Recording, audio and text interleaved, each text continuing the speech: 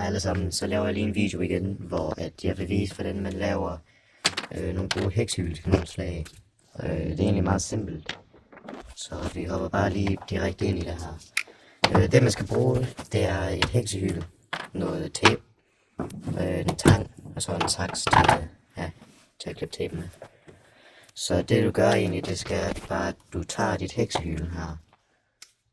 Med en tang, så skal du have klemmet til slutningen af eget. Så det gør jeg lige hurtigt. Så jeg er færdig. Så nu når du har knust lidt, så skal du bare prøve at bukke den over her. Hele vejen. Den kommer papiret til at knække, men så længe at pappen holder, så går det nok. Jeg tror det var. Måske.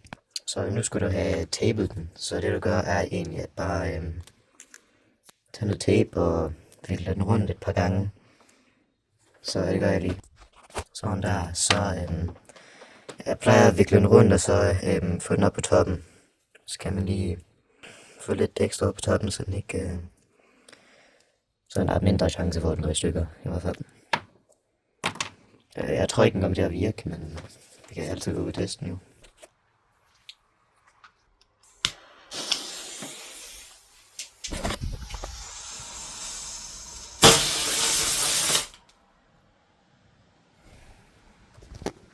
Okay, som I kunne se, så gik det sgu ikke så godt.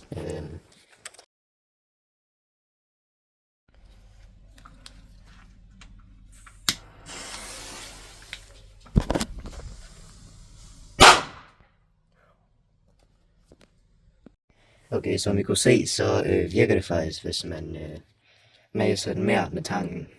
Det var mig, der lavede en fejl der. Man skal faktisk mase den så meget man kan.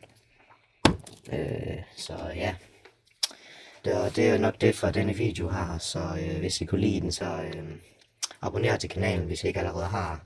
Og så smid et like på videoen. Der kommer flere videoer, nu når det bliver omkring vinter. Så der bliver jeg holder en pause her til sommers. Ja. Der kommer nok nogle små videoer i det her, men det bliver mest i vintersæsonen, hvor jeg kommer til at uploade. Så vi ses.